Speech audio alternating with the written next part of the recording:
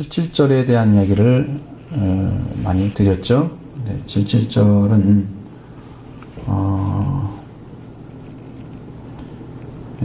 복잡한 얘기도 많지만 여러분들이 이제 6월절에 대한 이야기를 아셔야 되면이 77절이 이해가 되는 거예요.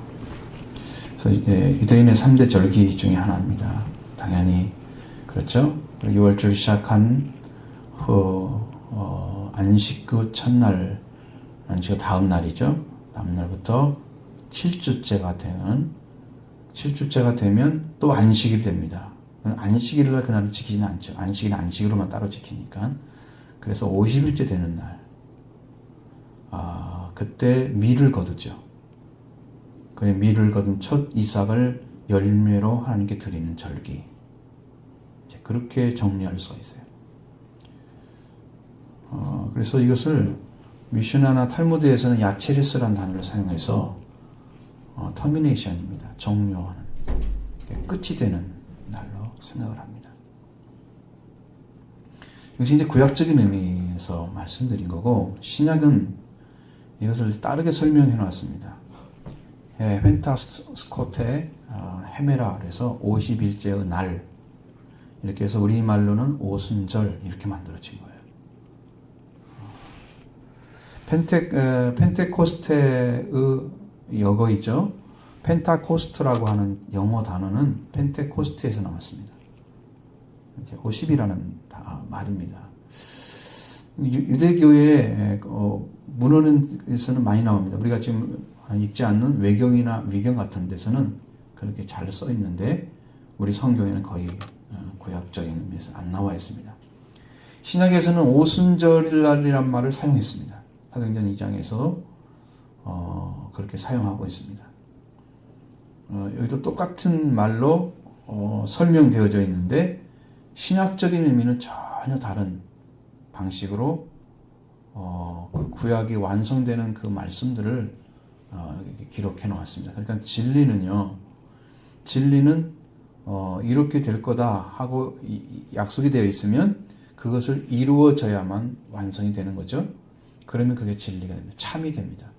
이게 얘기를 했는데 앞에 예언은 아니죠. 하나님 주신 절기인데 그것을 완성이 되어져야, 그것을 완성을 시켜야 그 절기가 우리한테 참이 되는 거예요. 진짜가 되는 거예요. 그걸 예수님이 이 땅에서 완성시켰습니다. 오순절 완성시켰어요. 그러니까 이것이 이제 어떻게 연결시켜야 여러분이 가장 정확하게 이해할 수 있을 것인가, 이제 그 부분을 제가 굉장히 생각을 많이 하고, 그것이 신약의 관계에서 말씀을 여러분에게 이렇게 드리게 될 것입니다. 우리가 맥주라는 말을 쓰면 이게 꼭 보리맥자를 쓰는 거잖아요. 그런데 맥주라는 말은 보리만을 말하는 게 아닙니다. 대맥과 소맥이 있잖아요.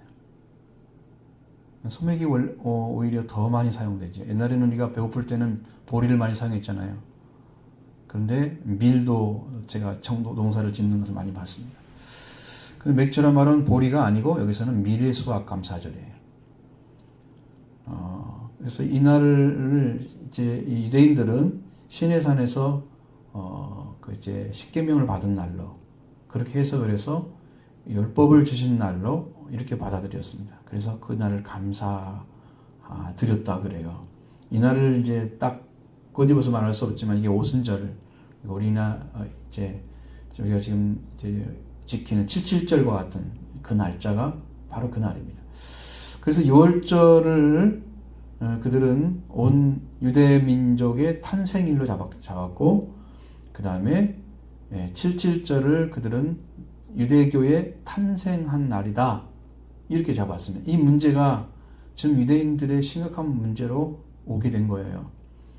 6월절을 거치지 않은 종교는 탄생하지 못합니다. 6월절이 없는, 여러분들 예수 그리스도의 죽으심과 부활이 없는 기독교가 오순절을 탄생했다, 이 말은 맞지 않아요. 오순절 날이 되니까 교회가 탄생했다, 이 말은 맞지 않아요.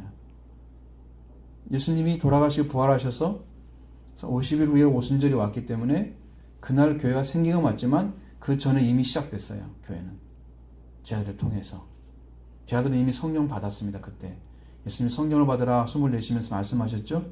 이미 성령 받았어요. 그런데 그것을 완전한 성령 충만의 시간으로 오순절로 주셨기 때문에 그 날짜를 완성시키기 위해서 뒤에 만든 거예요. 사실은 성령 미리 받은 것입니다. 성경 보면 알 수 있습니다. 근데 이들은 이제 6월절이 유대인들이 태어난 이스라엘 백성이 태어난 날로 잡고 있고요. 7.7절은 이제 십계명을 받은 날로 그렇게 생각하고 있습니다. 유대교와 달리 우리 그리스도 교회에서는 그리스도가 부활하신 그날부터 시작해서 50일째 되는 날에 성령이 120명이 모여진 그곳에 내려오셔서 그리고 그래서 회개와 성령의 복음이 지상에 속한 모든 사람들을 향해서 전파되기 시작합니다. 거기서부터 생명이 태어나는 일이 벌어져요. 그러니까 육신의 생명이 아니고 영적인 생명이 태어난 날이 일이 벌어져서 거기 그날이 교회가 세워진 오순절 날이 교회가 세워진 날로 그렇게 됩니다. 자, 성령 강림의 날로서 함께 그리스도 교회가 탄생한 날로 기념을 합니다. 그래서 오늘날에도 성령 강림절이 사실은 제가 생각할 때는 성령 강림절이 7.7절이 돼야 맞다. 오순절이. 우리가 지금 이렇게 따로 드리는 맥주감사절이 7월달이 아니고 부활절 후에 50일 후에 나타날 그날을 잡아가지고 그날부터 50일 되는 날을 7.7절로 드려야 절기적으로 맞습니다. 날짜를. 오늘 우리가 드리는 것은 임의적인 날짜예요. 이것은 임의적인 날짜예요. 2월달에 들어가야 맞습니다. 대개 6월달에 7.7절을 지킵니다. 유대인들도 그렇게 날짜가 남아있거든요. 우리가 지키는 이 맥주절을 오늘 우리들은 보리의 추수 혹은 밀의 추수를 드리는 것으로 이렇게 생각하고 그 축제일로 생각하지만 실제는 하나님은 이걸 통해서 이면적인 부분을 보이기 위해서 지금 주신 것입니다. 우리가 성경에서 예수님께서 하신 일을 보면 알 수 있죠. 예수님께서 하신 말씀 중이나 아니면 그 기적을 일으킨 것 중에서 현실적인 문제를 가지고 자기 안에 들어있는 이면적인 부분을 보여준 게 있습니다. 예를 들어서 보리빵 5개와 물고기 2마리를 주셨어요. 그래서 그 베스다 언덕에서 남자만 5천여 명이 먹었다. 네, 그렇게 말씀하시고 계시죠. 그 배불리 먹었은 사람들이 그리고 남아가지고 뭐 광주리에 다시 걷었다는 얘기도 나오잖아요. 그 다음날 많은 사람들이 예수님을 찾아옵니다. 예수님은 오자 그들이 보니까 어제 빵 먹은 것 때문에 와. 그러니까 빵을 만드는 앉혀놓고 이제 왕으로 앉혀놓고 빵을 만드는 사람 만들 것 같으니까 예수님이 산으로 도망가셨어요. 그렇죠? 안 되게 생겼어요. 그리고 와서 아주 이제 말씀하시잖아요. 물 건너가시고 이제 다음 날 물을 건너가지고 가버나움 반대편에 와가지고 딱 서 계시니까 그들이 그 전에 빵 먹었던 데 갔다가 반대로 돌아왔잖아요. 그래서 선생님이 왜 여기 계십니까? 이렇게 묻어요. 근데 예수님 딱 한 말씀하십니다. 너희가 나를 찾은 것은 빵을 먹고 배부를 까닭이다. 이게 영생하는 양식을 찾는 게 아니라는 거예요. 전날은 분명히 빵을 정말 주셨잖아요. 그들은 빵을 먹고 배부른 게 맞아요. 틀린 거 아니죠? 그런데 예수님은 그런 기적을 베푸시고서 그 다음 날은 다른 얘기를 하시는 거예요. 그러면 예수님이 빵을 오병이어를 가지고 그것을 주신 목적이 지금 빵 먹고 배부른 그걸 말하기 위해서 준 게 아니라는 걸 보여주는 거죠. 그들에게 그 무한대로 양식을 주시는 하나님의 아들의 생명이 있음을 그들에게 말씀해 주신 거예요. 그걸 찾지 않는 것은 썩을 양식을 위해서 일하는 자들이었어요. 이면적인 얘기를 하시려고 하시는 거예요. 하나님께서 보내신 목적을 지금 설명해 주시기 위해서 기적을 베푸는 걸 표적이라고 합니다. 근데 그것을 보지 못하는 사람들은 보이는 것에 매진합니다. 오늘 우리가 이제 맥주절로 지키잖아요. 그러면 맥주절 지키는 보리를 추수해서 주셨으니까 밀을 주셨으니까 감사하다 이게 드리는 거다. 이걸 말하려고 아니라는 거죠. 그럼 우리 그렇게 한다면 각 나라마다 다 이걸 지켜야 돼요. 날이 다 안 맞고 날짜도 다 안 맞고 다 틀려요. 어떻게 다 지켜요 그걸? 어느 나라가 맞는데? 이스라엘 민족만 맞겠죠. 그 근방만. 그죠? 하나님 그것 말씀하시려고 한 게, 그것 말씀하시려고 하는 것이 아니라는 것을 알아야 돼요. 고백님과 같이 생각하면 그걸 이해할 수 있겠죠. 그렇게 여러분 생각하셔야 오늘 우리들이 지키는 7.7절 그 근거를 찾아낼 수 있고 그걸 이해할 수가 있는 것입니다. 오늘 우리들이 보이는 양식, 즉 밀과 보리를 주신 하나님께 감사하는 절기, 그것도 중요합니다. 왜? 하나님 이 땅을 통해서 우리 양식을 공급해 주시는 은혜를 베풀어 주셨잖아요. 근데 만족해서 감사하는 거. 하나님 주신 걸 감사하는 거. 그거 말고 보이지 않는 이면적인 면에서 우리에게 주시는 분명한 메시지가 있는데 그것이 생명줄처럼 흐르고 있습니다. 그 안에서. 넘치도록 흐르고 있습니다. 그래서 오늘 그렇기 때문에 우리 구약시대에 있었던 7.7절을 신약과 구약이 하나가 된 관계에서 이해를 해보면 완전하게 성취된 7.7절을 우리가 이 시대 가운데서 어떻게 성취해 가는지 그걸 알 수 있는 거예요. 그것이 보이는 거예요, 지금. 성경 안에서. 지금 또 드리는 말씀들이 정말 중요하니까 한번 잘 들어보셔야 돼요. 이건 이해 못하고 못 따라오면, 그 다음부터는 이제 잘 안 들릴 것입니다. 먼저, 낯을 대는 날, 첫날부터 7줄 세라 그러시죠. 7절을 보겠습니다. 7줄을 셀지니 곡식을 낯에 대는 첫날부터 7줄을 세워. 그래서. 자, 곡식에 낯을 대는 그 첫날부터 7줄 세라고 말씀합니다. 그 첫날부터 얘기는 첫날, 곡식에 낯을 대는 그 첫날이 뭐냐면 그날은 보리를 추수하는 시작하는 날이에요. 보리 추수를 시작하는 그날이에요. 보리 추수를 시작하는 그날을 레위기서 23장 10절부터 11절에 나와 있습니다.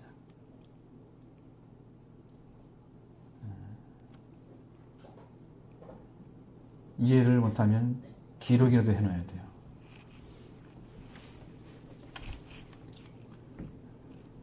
성경을 알려고도 하지 않고 듣기만 하고는 어림도 없습니다.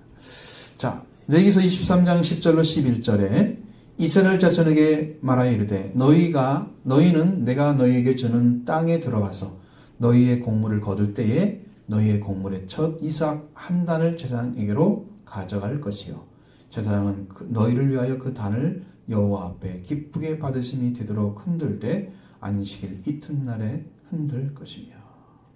안식일 이튿날이잖아요. 안식일 날이 아니죠. 안식일 이튿날이죠. 그럼 이 첫 곡물의 이삭 한 단을 제사장에게 드리는데 그것이 이제 하나님의 기쁨이 되도록 흔들어 드리라 그랬습니다. 이 흔들어 드리는 제사는 요제입니다. 요제. 그런데 원어를 보니까 요제와 같은 의미의 말이라고 나와 있어요. 동의어로 사용되고 있는 거예요. 요제로 드리는 거 흔들다는 말과 요제는 말은 다르지만 같은 의미다라고 얘기하고 있습니다. 그래서 첫 이삭 한 단을 제사장이 하나님께 기쁨이 되도록 흔드는 그 안식일 이튿날 흔드는 것이라고 하는데 여기에 드리는 곡식의 첫 이삭 한 단은 뭐냐면 보리 추수를 의미하는 겁니다. 보리. 대개 팔레스틴에서는 3, 4월경 보리 추수가 시작됩니다. 그럼 우리가 지금 지키는 부활절과 4월달이 거의 맞아떨어져요.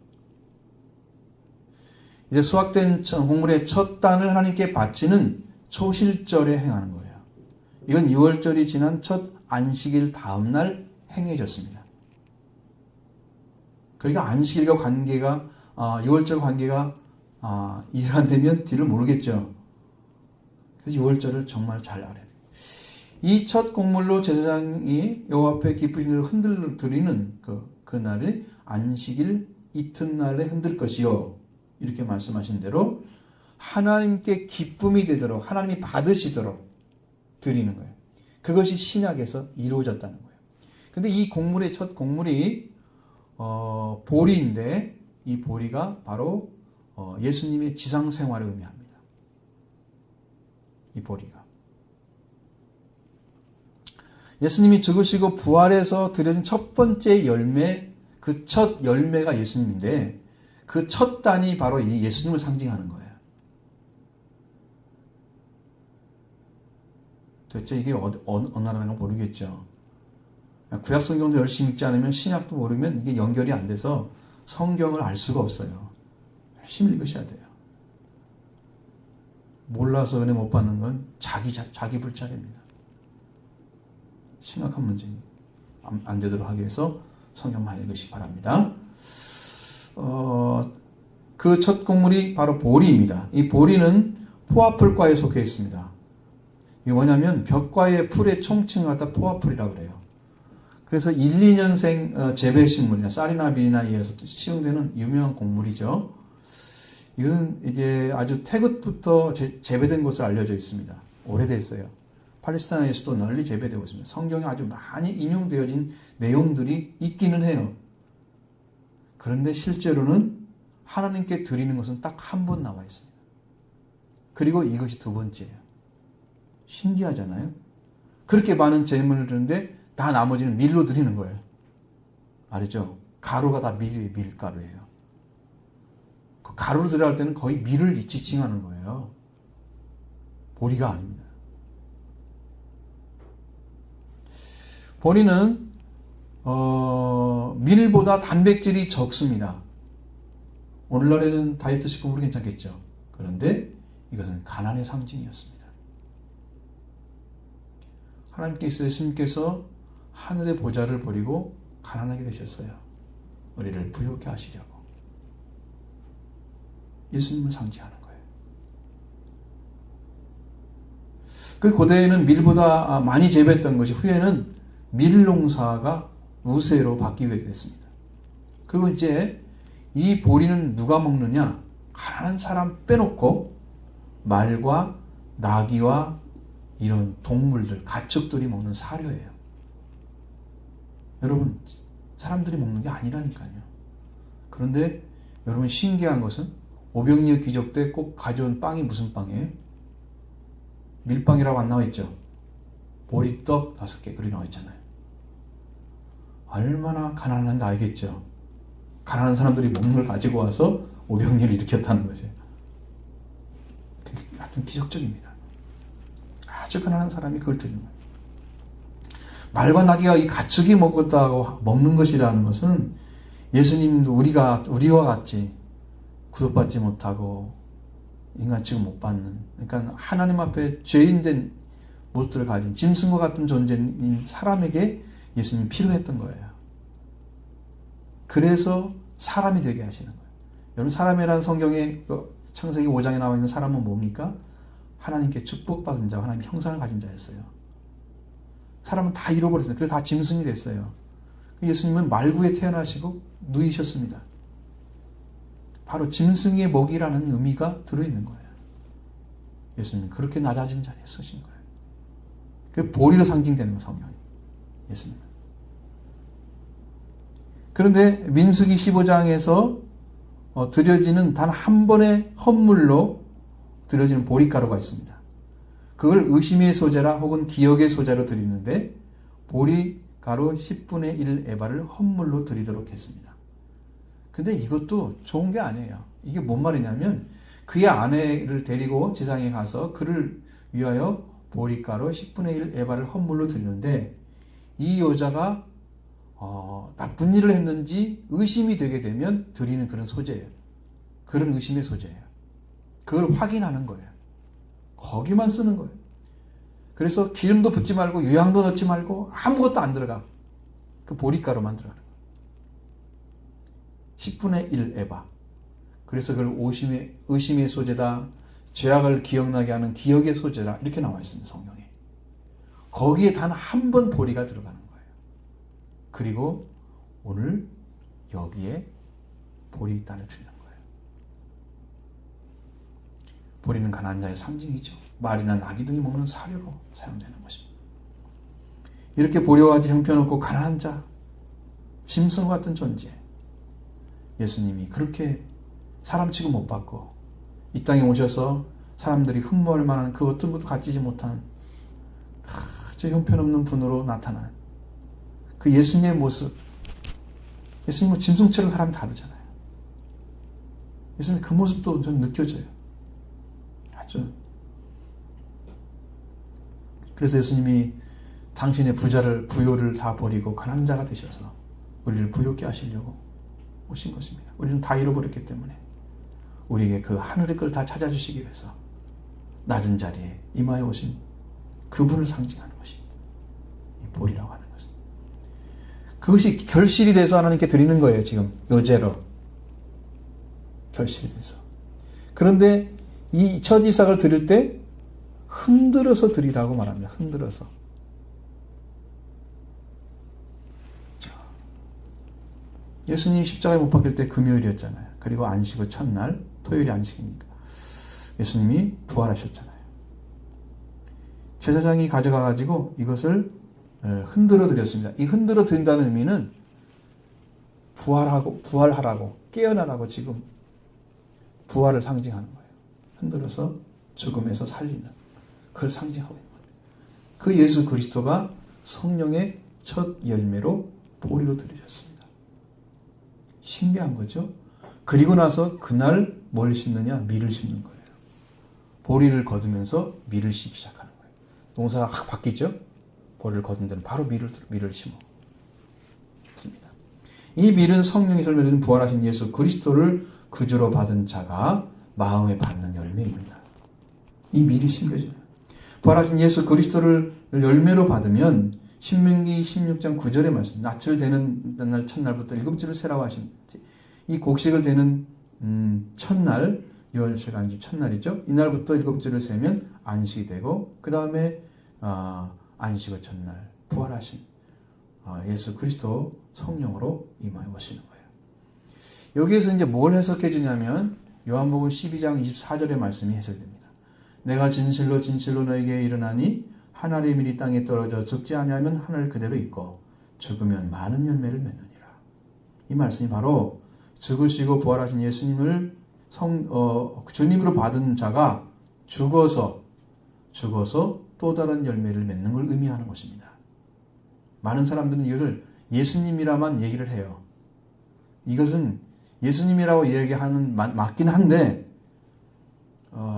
예수님이 죽고 부활하신 후에 심겨진 미라를 받은 자들, 그러니까 하나님께 죄사함 받고 부활의 주를 성령으로 오신 예수 그리스도를 영접한 자들이 그 씨앗을 받아가지고 말씀에 죽어서 오순절을 이루어서 많은 열매가 되는 것을 말하는 거예요. 이것을 가르쳐 줍니다.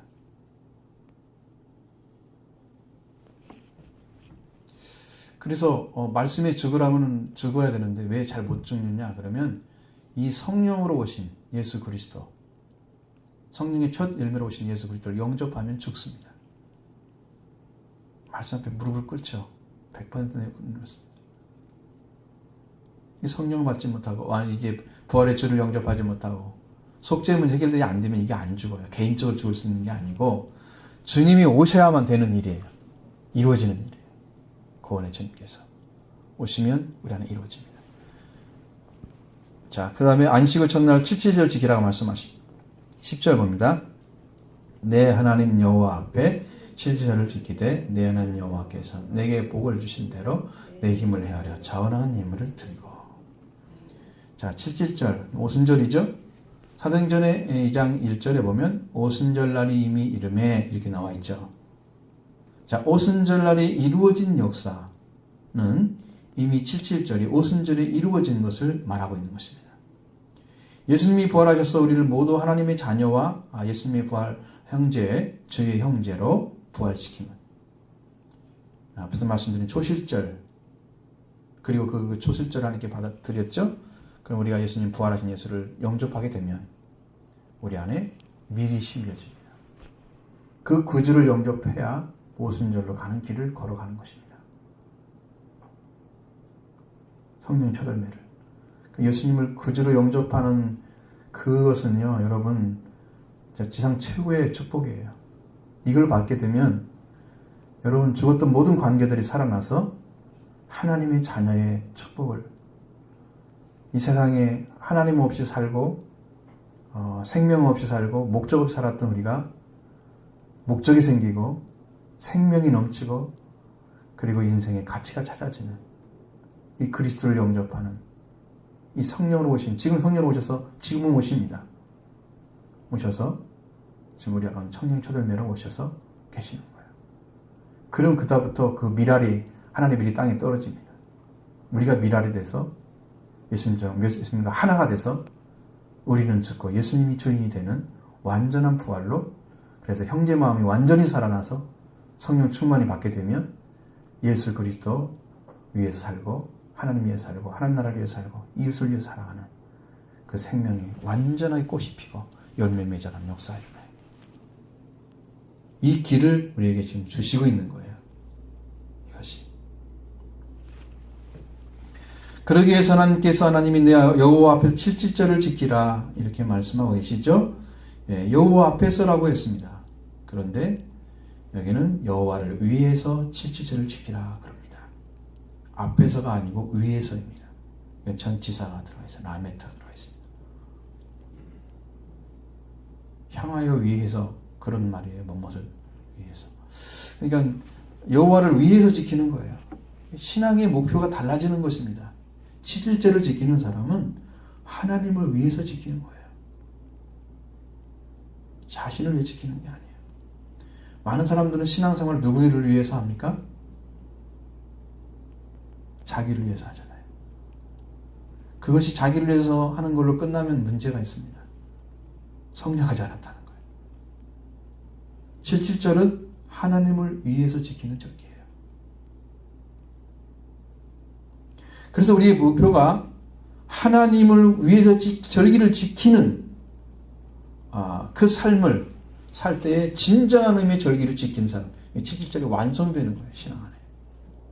우리의 신앙은 하나님을 위해서, 예수님에서 성령을 위해서, 그리고 하나님 나라를 위해서, 교회를 위해서, 우리 개인의 목적이 아닌 하나님의 목적을 이루기 위해서 지키는 것입니다. 하나님을 위해서 지키는 거예요. 이것이 바른 신앙을 가진 사람이 그 위에 서게 되는 거예요. 그 절기를 지키는 그 자로 세워지는 것입니다. 이게 믿음의 자녀의 거룩한 목표입니다. 그리고 그 삶입니다. 신약에서 오순절에 예루살렘의 마가의 다락방에서 성령 충만을 받죠. 그들은 뭘 찾았냐면 하나님의 사랑을 찾았습니다. 그리고 자녀의 마음이 충만해졌어요. 성령이 오시면 하나님이 얼마나 좋은지 말로 할 수가 없어요. 그리고 모든 자가 내 형제가 되는 형제의 마음을 찾아야죠. 그걸 되찾은 사람들이 120명 정도 됐다. 예수님 사도들과 예수님의 어머니와 형제들 포함해서 120명 됐다. 이 사람들 하나님 관계가 부활된 예수님을 주로 받았고 성령의 첫 열매 주로 받아서 이 관계가 이루어져 간 사람들. 그래서 오순절을 찾아서 기도하러 온 것입니다. 오순절에 성령의 충만을 받았을 때 그들은 형제의 마음이 완전히 부활이 됐습니다. 그리고 성령 충만한 베드로가 설교를 해서 세례를 받은 사람의 신도수가 3,000명이 되더라 말씀하고 있습니다. 하나님께 드려진 예물들이에요. 3,000명의 수요가. 성령으로 태어나는 거예요. 오늘날에도 이 말씀이 그대로 임하여 오시면 저도 지금 그걸 기대하고 있는 거예요. 그 말씀의 권세가 얼마나 강한지 오늘 사도들이 주는 말씀과 동일하게 봤습니다. 그 사도들이 그 말씀을 듣고 거기에서 2, 3년밖에 안 되는 사람 중에서 7집사가 태어나잖아요. 성령이 충만한 사람. 얼마나 은혜가 충만한지 그 말씀을 받고 사람들이 막 자라는 거예요. 막 자라는 거예요. 그 예수 그리스도 성령으로 사역을 하시지만 사도들이 12명이나 되잖아요. 그 사람들이 사역을 하기 때문에 어마어마한 역사들이 막 계속 일어나는 거예요. 말씀이 막 충만해져. 오늘 우리 교회가 제가 혼자 개인적으로 그것이 되더라도 여러분을 이렇게 살려낼 수가 있습니다. 이루어질 거예요, 그게. 그러니까 여러분이 기도해야 될 이유가 이거예요. 하늘의 기쁜 것도 다 이뤄내죠. 그 다음에 하나님의 참된 말씀을 그대로 증거합니다. 그럼 듣는 사람들이 안 놀랄 수가 없어요. 여러분, 칼날처럼 말씀이 꽂힐 것입니다. 이 말씀의 영적인 능력을 위해서 여러분이 기도해 주시라는 거예요. 반드시 목회자를 할 일입니다. 여러분들에게 유익한 거예요. 그 교회는 교회로 크고 여러분들 여러분이 성숙하고 부흥과 성장이 교회 안에 그냥 이루어질 거예요. 말씀이면 이게 초대교회가 그렇게 이루어졌거든요. 그 말씀의 위치는 제가 알아요. 어디에 서야 되는지를 알아요. 그게 옵니다. 성령께서 주시면. 그것이 이루어지면 이제 세상이 우리를 주목하게 될 것입니다. 세계가. 열매가 막 그냥 맺어지는 거예요. 그 자리에서. 이 열매들이 더 많이 맺어갔습니다. 성령의 능력과 말씀으로 산자의 신앙을 소유한 그들이 씨앗을, 거룩한 씨앗들이 막 태어나고 막 자라고 막, 그렇죠? 열매 맺는 신앙이 막 되어집니다. 교회는 폭발적인 부흥과 성장이 이루어졌습니다. 바로 그게 오순절 성령의 역사예요. 성령의 역사. 그 열매를 우리가 드리는 거예요. 그 열매를. 그리고 내 하나님 여호와께 내게 복을 주신 대로 내 힘을 헤아려 자원하는 예물을 드리라고 말씀하십니다. 이 말씀은 여호와 하나님께서 복을 받은 사람이 실질적으로 예물을 드릴 수 있다는 것을 보여줍니다. 복을 주신 대로 얘기잖아요. 그럼 복을 받은 사람이 드리는 거잖아요. 우리 입편에서는. 그렇죠? 그러니까 하나님과 관계가 만들어져서 온전하게 들어간 사람들이 실질적으로 지키는 거지. 하나님을 위해서 지키는 거지. 하나님 주신 복도 모르는데 뭘 지켜요, 지키긴. 그렇죠? 그 자리에 돌아오지 않으면 오순절은 오지 않는다, 영적으로. 영적으로 못 오는 거예요. 여러분은 다 들어오기를 바랍니다. 여러분 꼭 되기를 바랍니다. 그리고 자원하는, 내 힘을 헤아려 자원하는 예물을 드리라고 말씀하십니다. 참된 신앙 가운데 들어가는 사람들, 이것을 어떻게 드려야 되나? 내 힘을 헤아려 드리라 그래요. 여기 중요한 의미가 들어있습니다. 힘이란 단어에는 원어는 손이라는 의미예요. 손. 원어로 보면 손입니다. 손. 힘이란 말이 아니에요. 근데 이게 설명이 잘 안 되기 때문에 힘이란 말로 표현해 놓은 것인데, 이 손은 뭘 말하냐면 여기는 소유를 가리킵니다. 하나님이 복을 주어서 소유하게 된 것들 있잖아요. 내가 소유하게 된 것. 그걸 얘기하는 거예요. 소유한 대로, 하나님 내게 복을 주셔서 내가 소유한 대로 어떻게 드려야 돼요? 그것을 헤아려서. 이 우리나라는 헤아려란 말로 써 있지만 충분이란 단어의 말은요. 헤아려가 충분이란 말이에요. 자, 그럼 이해가 잘 안 되잖아요. 자, 충분은 어떻게 하느냐면 하나님이 주신 축복, 복을 받은 그 비율에 따라서 거기에 더 충분하게 드리라는 거예요. 이만큼 받았으니까 이만큼만 되겠지. 내가 마음에 작정을 하죠. 그런데 그거 말고 충분하게, 그래서 자원이란 말로 그냥 바꿔놓은 것입니다. 그 말을 자원해서 더 충분하게 드려라 이야기입니다. 자발적으로 드리는, 자원하는 예물은 자발적으로 드리라는 뜻입니다. 자발적으로, 충분하게 자발적으로 드려라. 하나님이 복을 주셔서 내게 손으로 소유하게 된 거 있잖아요. 그것을 비율을 따라서 그 비율에 적당한 선이 있을까요? 나름대로 그 선을, 여기는 정해지지 않았어요. 그 사람 농사를 얼마큼 짓는지 알고 얼마큼 드려라 그렇게 얘기할 수 없잖아요.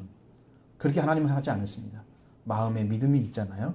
분량들이 있잖아요. 그거 따라서 드리는 거예요. 거기서 이만큼은 드리면 되겠다 라고 정해진 것에 더 충분하게 드려라. 충분하게. 그 말씀이죠. 이것도 자원해서 자발적으로 드리라는 거예요.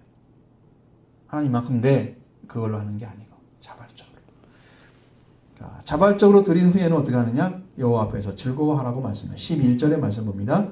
너와 내 자녀와 노비와 내 성중에 있는 레위인과 및 너희 중에 있는 객과 고아와 과부가 함께 내 하나님 여호와께서 자기 이름을 두시려고 택하신 곳에서 내 하나님 여호와 앞에서 즐거워할지니라.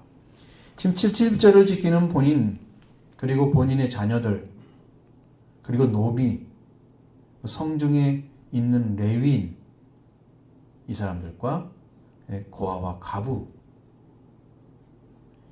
이 사람들과 함께 나와서 하나님의 얼굴을 향하여 즐거워하라 이렇게 말씀하십니다. 하나님의 얼굴을 향하여, 하나님을 향해서 지금 즐거워하는 거예요.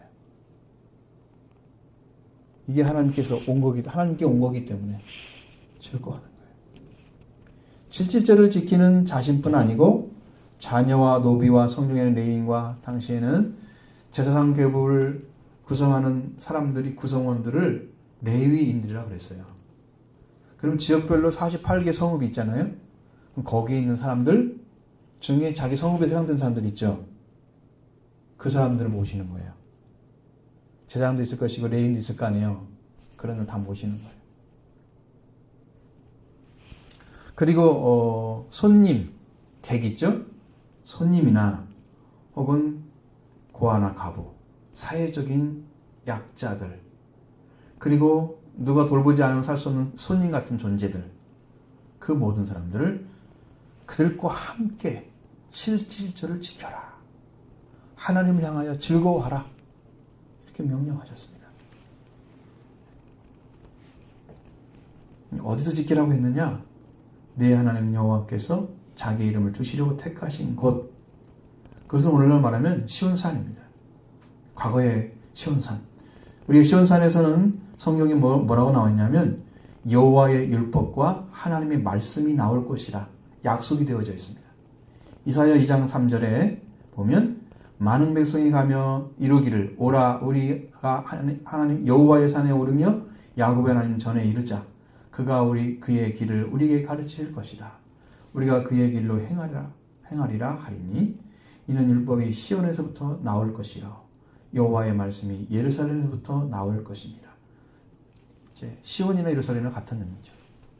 왜냐하면 시온산이 예루살렘에 있어요.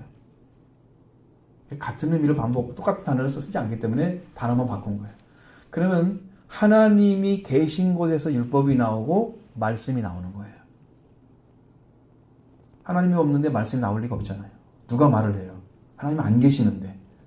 하나님이 두시려고 택하신 곳은 바로 예루살렘 시온산이다.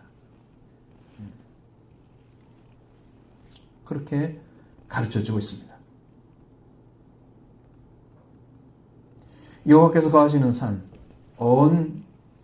시온산, 하나님이 계신 곳만이 이렇게 하나님의 영광 속에 들어가 있고 하나님께서 그곳에 거룩한 성 예루살렘을 세우시고 그 성전에 함께 계셨던 것이죠. 그래서 구약적인 의미는 장소적인 의미, 그리고 형태적인 의미, 폼이 존재하고 있어요. 오늘날에는 하나님의 사랑으로 세워진 그곳에 여러분이 오셔서 하나님의 폼이 다시 세워지는 거예요. 사랑이 가고 율법이 세워지는 거예요. 옛날에는 율법이 가고 사랑이 왔어요. 그러니까 사람들이 이스라엘 백성들은 그게 가능했지만 그들은 율법을 배운 백성들이기 때문에 그러나 율법이 없는 사람들이 율법을 다 배운 다음에 성전에 오려면 이게 가능하나요? 거의 못 오겠죠. 언제 다 배워요, 이 사람들이. 말씀도 모르는데 불가능합니다. 그러니까 성경이 반대로 돼 있어요. 지금은. 하나님의 사랑이 먼저 선포되고 예수님 먼저 알려지고 그 다음에 폼이 만들어져서 거룩한 백성의 삶을 살아가는 거예요. 자녀가. 그래서 사랑과 율법, 사랑과 의가 세워지는 거다. 옛날에는 의와 사랑이 세워졌어요. 의는 사랑이, 사랑은 의예요. 성경에서는 그렇게 이해가 되는데 자, 근데 그 두신 곳에서 함께 즐거워하라 그랬는데 이렇게 시온산 하나님의 이름을 두신 것이고 이걸 중심으로 해서 자신의 노비와 자신과 자녀와 노비와 내인과 객과 고아와 과부와 함께 여호와 하나님 앞에서 얼굴을 향해서 즐거워하라 이렇게 하시는. 이것은요 우리가 보기에는 전부 다른 사람같이 보이잖아요. 노비도 있고 과부도 있고 먹고 가게 있지, 레위인들도 있고 따로따로 있잖아요. 객도 있고. 그런데 하나님 앞에서 볼 때는요 모두가 다 자녀예요. 모두가 다 자녀예요. 모든 자녀들이 모인 가족과 같은 느낌이에요. 이것은 하나님 주신 가족들입니다. 그리고 가족으로 번성하게 하셨지만 사회적인 구조가 만들어지면 사회적인 약자도 만들어지고 강자도 만들어지잖아요. 노비도 생기고 잘 살게 되고 못 살게 되면 가난함과 빈부 차이가 나게 되면 당연히 들어오겠죠. 부자 쪽으로. 객도 돌아다니고 레위인들도 사람이 죄를 지지 않았으면 괜찮지만 죄를 지은 다음에 제사를 하나님께 드리기 위해서 필요한 사람들이잖아요. 사람들이. 그러니까 그 사람들 원래는 그게 필요가 없어야 되거든요. 하나님 안에서 우리가 타락하지 않았으면. 근데 우리가 다 필요해 주신, 다 합쳐보니까 우리의 가족과 같은 존재들이에요. 이 사람들이 하나가 돼서 실지절을 지키라는 거예요. 하나가 됐어요. 사실 예루살렘에 모여서 예루살렘 오순절을 지켰던 당시 사람들은 모두가 지역이 다른 사람들이었어요. 지금 예루살렘에 모였던 유대인들도 있었지만 사도행전 2장 9절 11절에 보면 우리는 바데인, 메데인, 엘라민과 또 메소포타미아, 유대와 갑바도기아, 본도와 아시아, 부르기아와 담빌레아, 애국과 및 구레네에서 가까운 리비아 여러 지방에서부터 사는 사람들과 로마로부터 온 나그네 곧 유대인들에게 들어온 사람들과 그레데인과 아라비아인들이라 이렇게 많은 사람들의 종류들이 그때 오순절로 왔단 말이에요. 많은 인종들이 언어가 다르고 습관도 다른 그런데 한 가지 목적을 위해서 왔어요. 오순절을 지키기 위해서 온 거예요. 이 사람들이 말씀을 듣고 그 중에 3,000명이 가족이 된 거예요. 아시죠? 무슨 말인지. 가족이 된 거예요. 여기서는 성중에 있는 그 자기와 자녀 관계들만 말씀하고 있죠. 그러나 이것은 그렇게 되어 있지 않습니다. 놀라웠게도 여기에 참 놀라운 일이 벌어져요. 우리가 다 각 언어로 하나님의 큰 일을 말함을 듣는도다 이렇게 감격하고 말씀을 들었을 때 베드로가 이제 그 얘기를 하죠.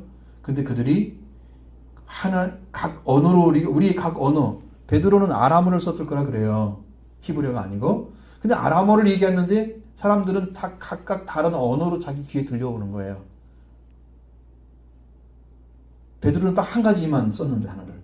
그 말을 다 통역해서 얘기할 사람이 없어요. 그렇게 똑똑한 사람들이. 그러니까 성령이 다 통역을 시켜준 거예요. 성령이. 그래서 우리가 창세기 11장에 언어가 혼잡됐잖아요. 그 언어의 혼잡이 성령이 다시 오심으로써 통일이 시켜져서 완성된 구원의 세계를 말씀하고 있는 거예요. 하나님 나라는 언어가 완성되고 그래서 우리가 가면 한국어 쓰는 게 아닙니다. 천국의 언어를 사용할 거예요. 언어가 다 통일되어 버리는 거예요. 그런데 벌써 여기서 경험을 하잖아요. 예루살렘에서. 사도행전 2장 37절 40절의 말씀에서 또 보면 이 사람들이 어떤 사람들까지 가느냐. 그러니까 그 예루살렘 지금 찾아온 사람들만 해당되는 말인가? 이 말이 그렇지 않아요. 여기에 보면 39절에 보니 너희 이 약속은 너희와 너희 자녀와 모든 먼데 사람 곧 우리 주 예수 우리 하나님 주 우리 하나님이 얼마든지 부르시는 자들에게 하신 것이라. 그래서 성령을 받는 일, 이 은혜를 받는 일은 모든 사람이 대상인 것을 이야기해 놨어요. 그러면 하나님이 부르시는 모든 사람들이 이 오순절에 참여할 대상임을 가르쳐주고 있습니다. 구원은 하나님께 달린 것입니다. 하나님 우리를 일시켜서 말씀을 전하게 하시고 그 말씀 듣는 사람은 구원받는 거예요. 우리가 하는 게 아니에요. 여러분도 말씀을 하나님 듣고 말씀을 전하십시오. 하나님이 시켜서 구원시키는 거예요. 한 사람은. 그 일을 하시는 거예요.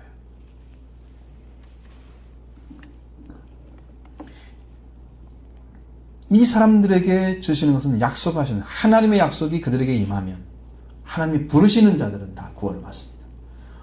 오늘 우리가 부르시는 속한 자가 되는 거예요. 예루살렘 교회에 속해서 자자가 돼서 사도들의 가르침을 받고 마음을 같이 해서 합하여 기도하여 떡을 떼며 찬송하는 생활을 했다 그럽니다. 그들이 온전한 가족으로 들어가서 말씀으로 그리고 자기 물건을 자기 물건이라 하지 않고 다 재산을 통용하잖아요.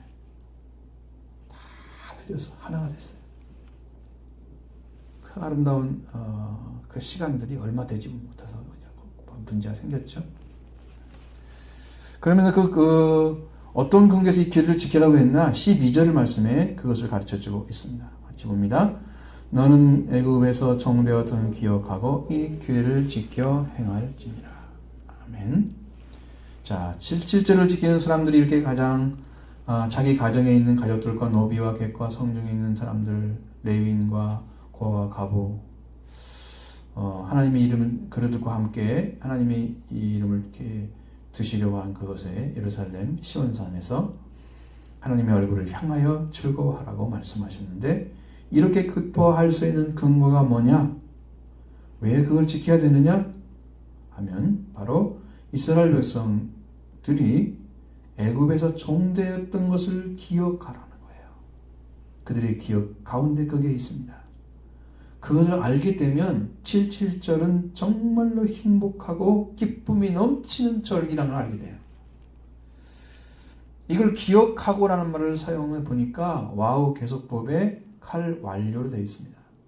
이건 미래 시제를 가리킨 거예요.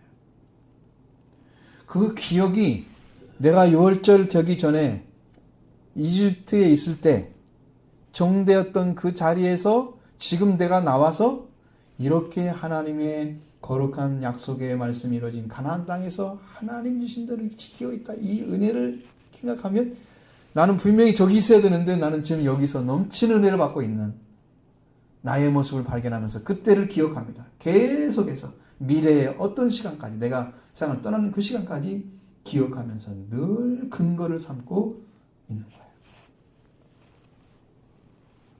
은혜 받은 사람들이 왜 하나님을 떠나지 못하는 이유가 되느냐면은 그 크신 은혜가 주신 은혜가 너무나 크기 때문이랍니다. 말씀을 떠나지 못하는 사람, 하나님을 떠나지 못하고 신앙생활을 계속 하는 사람들은 받은 은혜 때문에 못 떠나는 거예요. 어떤 사람은 교회를 지키기 위해서 못 떠난다는데 그것은 자기 신앙이고, 진짜 은혜 받은 사람들은 은혜 때문에 못 떠나는 거예요. 이집트에서 있었던 그 삶, 과거에 내가 세상에 얽매여 가지고 하나님을 알지 못하고 있던 삶 속에 있는 나, 과거의 나, 그런데 나는 이렇게 하나님 은혜를 받고 이렇게 변화된 삶을 살고 있는 나 자신을 보면서 또 다른 내가 존재했구나. 이건 하나님의 은혜다, 100%. 그래서 6월절 근거를 가지고 있는 그 신앙을 가진 사람이 오순절에 와서 은혜를 받게 되면 100% 하나님께 속해서 교회를 떠날 수가 없는 거예요. 이게 근거가 되는 겁니다. 6월절을 주셔서 죽음을 넘어가게 하시고 7.7절을 지키게 하신 그 은혜를 찬양하는 것입니다. 감격에 넘치는, 이렇게 지켜 행할지니라 하고 말씀하십니다. 과거는요, 현재의 거울입니다. 과거에 이렇게 됐기 때문에 지금 보니까 이것 때문에 이렇게 됐어. 과거를 잘 모르는 사람들은요, 현재 내가 누군가를 몰라요. 이스라엘 백성들은 6월절을 꼭 기억하게 하는 것은 네가 이런 자리에 있었는데 내가 너를 이렇게 인도한 것을, 나와 내가 그 은혜로 다 너를 인도한 것을 언제나 기억하게 하기 위해서 6월절을 대대로 지키라고 명령하셨는데 이것을 기억하는 사람이 별로 없어요. 6월절을 지킨 날짜가 이제 구약 안에서 별로 안 나옵니다. 히스기야 왕이 한번 지킨 거 나오고요. 6월절을 지키는 왕들이 거의 없어요. 다 정치적 목적 때문이겠든 다 하나님의 교회가 그 6월 당시 유대교잖아요. 그 유대교가 제대로 작동하지 못했어요. 그게 하나님을 안 믿고 그렇게 제대로 안 되니까 그것이 잘 안 되니까 결국 하나님을 잘 못 배우고 말씀 제대로 못 듣고 제사 잘못 드리고 그러면서 우상을 섬기게 되고 다른 나라 의지하게 되고 이렇게 되잖아요. 선지자 말 안 듣고. 오늘도 예배를 잘 안 드리는 사람들은 틀림없이 문제 생기면 교회 탓하고 뭐하고 이렇게 인간적으로. 자기가 지금 제대로 와서 배우지도 않고 그러면서도 문제는 교회에 있다고 생각하는 수 있어요. 하나님 주신 제대로 지켜가지고 그것이 제대로 작동해서 돌아가면 여러분의 문제들이 다 해결된다니까요. 다 해결될 수 있습니다. 하나님께서. 하나님 살아 계신데 그것을 안 움직일 리가 없으세요. 믿지 않으면서 안 되는 문제는 뭐가 문제가 있는 것처럼. 그런 사고를 가지면 큰일입니다.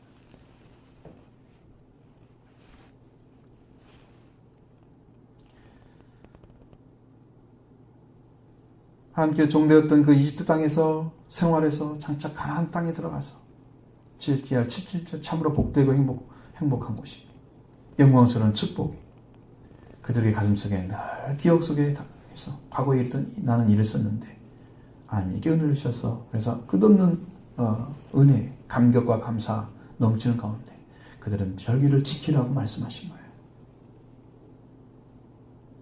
그것이 살아나지 않는 한 우리는 우리의 신앙이 날마다 새로워질 수가 없는 거예요. 과거에 나 이렇게 하나님 은혜를 주셔서 이렇게 됐다. 나는 이 은혜에 감사한다. 이 감사가 넘쳐야지 오순절로 달려가죠.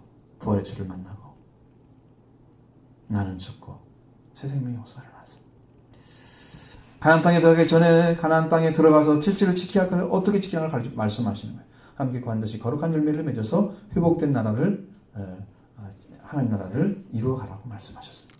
그때는 유월절이 없이는 7절을 나갈 수가 없는 것입니다. 유월절은 예수 그리스도의 죽으심과 부활을 이루는 절기입니다. 오늘 우리 예수님 죽음과 부활은 이미 완성됐습니다. 이것을 우리 안에 이루어야 돼요. 여러분 예수 그리스도를 영접하십시오. 그분이 이루신 구원을 여러분 선물로 받으시기 바랍니다. 제가 금요일에 공부할 때 말씀드린 것처럼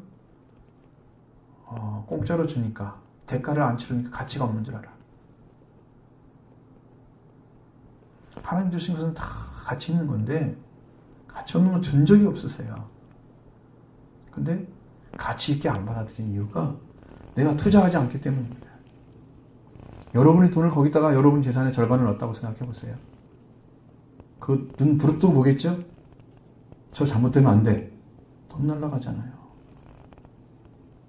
여러분 지금 하나님은 공짜로 줬다고 말씀하시는데 하나님은 여러분이 돈을 받을 수가 없기 때문에 주신 거예요.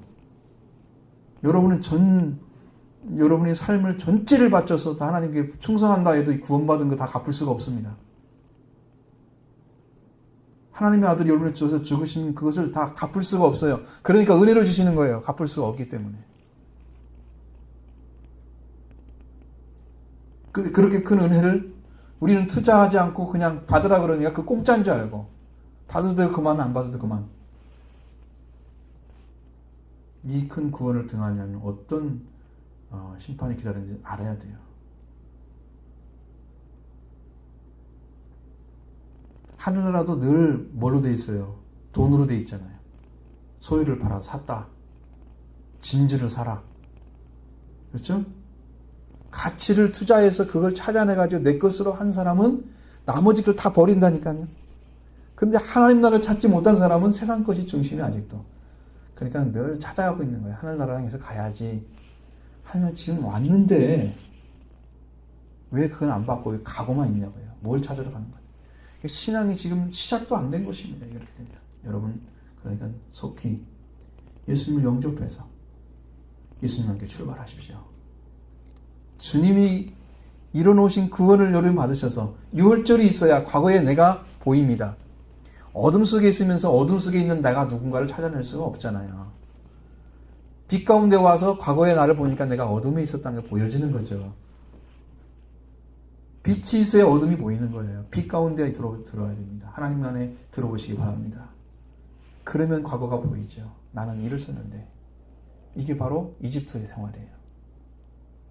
구원을 받고 보니까 이게 참인데 난 지금 가짜를 갖고 지금 열심히 뭐 하는 것처럼 했어.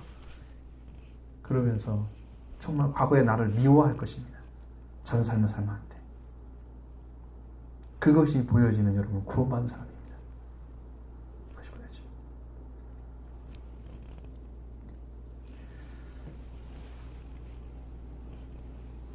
예수님은 보리로 오셨잖아요. 그러니까 밀로 다시 심어져서 그한테 오순절의 은혜를 주셨잖아요. 놀라운 축복을 주님이 새로 주셨잖아요.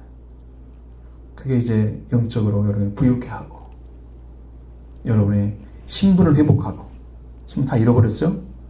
그리고 하나님의 말씀 잃어버린 말씀도 회복해 주시고 권세와 지혜와 능력도 다 회복해 하시고 그래서 하나님 아들 딸이 할 수 있는 것 다 회복해 주시는 것입니다.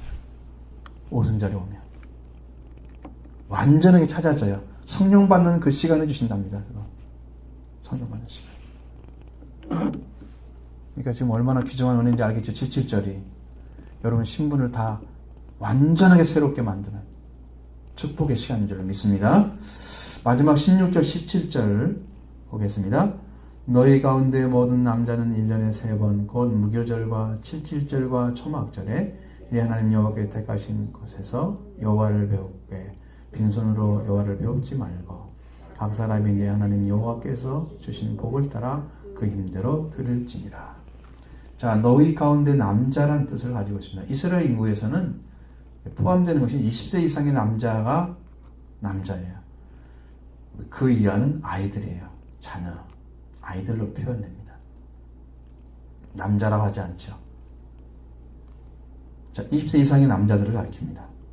남자는 1년에 3번 무교절, 또 누룩을 넣지 않는 빵, 6월절 다음날부터 지키는 절기가 무교절입니다. 누룩을 넣지 않는 빵을 먹고 그 절기를 지키는, 그래서 이제 무교절이라는 말을 썼습니다. 77절은 아까 말씀드렸죠. 초막절은 티시리월, 그러니까 양력으로 9월에서 10월 사이에, 추분과 춘분 사이에 만월부터 시작해서 일주일 동안 지키는데, 지금 8일로 늘어났죠. 그때 하는 감사제를 드리는 거예요. 연말 추수제, 추수감사제입니다. 이때 드리는 그 3가지 절기를 드리라고 그랬습니다. 근데 거기를 나올 때는 하나님이 택하신 곳에서 지켜야 한다. 시온산 말씀드렸죠? 오늘날에는 영적으로는 여러분이 시온산 가서 드릴 사람이 있나요? 없잖아요. 그건 역적인 거예요. 오늘날 여러분들은 하나님이 세우신 곳입니다. 그래서 과거의 성전은 보이는 성전이었지만 지금은 성전은 영적인 성전입니다. 한 사람 한 사람이 다 성전이에요. 고린도전서 3장인 것처럼 성전은 다 너희다. 너희를 성전 삼고 계신다. 성령이 너희 안에 계신다는 거예요. 성령이 계시는 그 집이 거룩한 집이에요. 성전이에요. 한 사람 한 사람 성전이 다 합쳐져 가지고 교회가 되는 거예요. 이렇게 모여서 있는 여러분들과 이렇게 관계 안에서 우리가 하나님 이름이 두어지는 것이죠. 주의 이름으로 모이는 곳, 바로 성전이 교회의 모습입니다.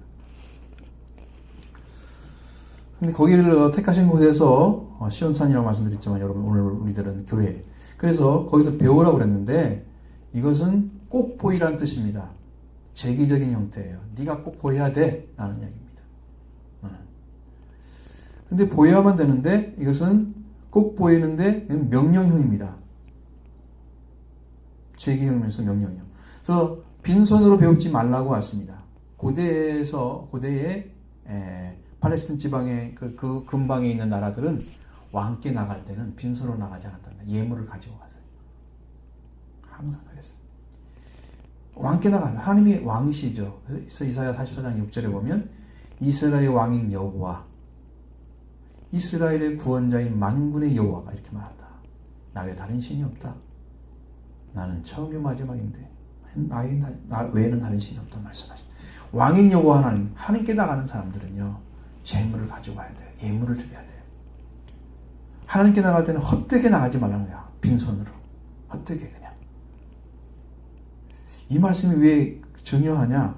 이게 지금 근거가 있기 때문입니다. 아주 중요한 근거가 있어요. 자, 우리가 당연히 하나님께 지키는 것은 뭐냐면 우리가 하나님께 복을 받았기 때문에 우리는 지키는 거예요. 하나님께 드리려고 하는 거예요. 자, 이런 은혜를 받은 백성이 하나님이 정하신 절기에 나오라고 그러시는 건데 하나님은 주셨는데 나는 받은 것도 뭐 없다고 생각하고 아무것도 안 갖고 나왔다 생각해 보세요. 하나님께 받은 은혜로 받지 못한 사람이 있다는 거죠. 하나님은 은혜를 베풀어서 복을 주셨는데 아무것도 하나님이 베풀지 않은 것처럼 그렇게 행동하고 나오는 사람은 아주 어리석은 사람. 이런 사람이 있으면 안 되죠. 그렇게 하지 말라는 거예요. 빈손으로 나오는 것은 바로 그걸 말하고 있는 거예요. 하나님은 주셨는데 나는 받은 게 없어. 빈손이야. 그래서 17절에 각 사람이 내 하나님 여호와께 주신 복을 따라 그 힘대로 드리라고 말씀하십니다. 각 사람이 여호와께 주신 복을 따라 복을 받았으면 하나님 주신 복을 따라 드리는 거예요. 이 따른다는 말은 아주 중요한 의미를 담고 있습니다. 따르는 것은 여느 때와는 달리 별나게 또는 특별히 그런 뜻입니다. 따르란 말은. 여느 때와는 어느 때냐 그러면 보통 때입니다. 하나님께서 주신 제사를 드리라고 할 때는 제물이 딱 정해져 있죠. 속건제, 속죄제 다 제물이 정해져 있습니다. 어떤 사람은 얼마큼 들어가 다 나와 있어요. 평민이면, 제사장이면 다 나와 있어요. 레위인이면 얼마큼 들어가 나와 있어요. 그러니까 그대로 드리면 돼요. 그런데 여기는 하나님 주신 복을 따르는 거니까 특별한 거예요. 정해진 게 아니란 말이에요. 정해진 게 아니에요. 특별하게. 어떻게 드리냐? 힘대로 드려라. 이게 원어로 직역을 하면요. 그의 손의 선물로 그렇게 되어 있습니다. 손이란 말 아까 뭐라고 그랬어요? 소유라고 그랬죠. 소유한 대로. 소유한 것을 하나님께 선물로 드리는 거예요. 내게 하나님께서 주신 건데 하나님 나에게 이만큼 많이 받았어요. 너무 감사합니다. 그렇게 하면서 하나님께 그것을 내 소유의 일부를 선물로 드리는 거예요. 그게 힘대로 드리는 것입니다. 여러분 마음속에 7.7절 지키는 근거가 어디라고 그랬어요? 6월절이라고 그랬죠. 그렇습니다. 하나님을 향해서 아니라 하나님을 위해서 그리고 가족과 함께 가족들과 같은 존재로 그것이 이제 사도행전 2장에서 다 이루어졌습니다. 2장부터 4장, 5장까지 다 보면은 그게 이루어졌어요. 그 사도행전 교회가 바로 거기 다 이루어졌으니 말씀대로 성취된 것입니다. 거기를 잘 해서 여러분이 완벽하게 안 다음에 그 성경을 읽어서 여러분들이 말씀이 지금 기억이 난다면 여러분 그걸 다 이해하게 될 것입니다. 아, 그렇게 아름다운 세계가 그 안에 그려져 있었구나. 근데 그것이 신약에서 이루어진 거예요. 그 양은 어마어마하죠. 여러분 듣기에도 어마어마하잖아요. 양들이요. 그래서 오늘날 우리가 오순절 성령을 받아야 되는데 이 은혜를 받은 자녀들은 모두 다 형제 자매의 마음을 찾게 됩니다. 그 은혜를 나눠 가져야 되고 그래서 하나님의 자녀의 마음을 되찾고 주님의 형제의 마음을 되찾아서 완전한 사랑을 성취하는 그 교회가 7.7절 교회입니다. 오순절 교회입니다. 오늘 순복음 오순절 그거 난 이해가 안 돼요. 이 복음을 안다고 하면 저런 식으로 막 만들어가지고 그렇게 안 가르치죠. 그렇게 많은 사람 모아놨는데 나라에 대해서 제대로 하는 게 있어야죠. 물론 성경에 이런 걸 많이 해요. 부패하고 막 이런 것이 너무 많이 보이니까 저렇게 하면 안 되죠.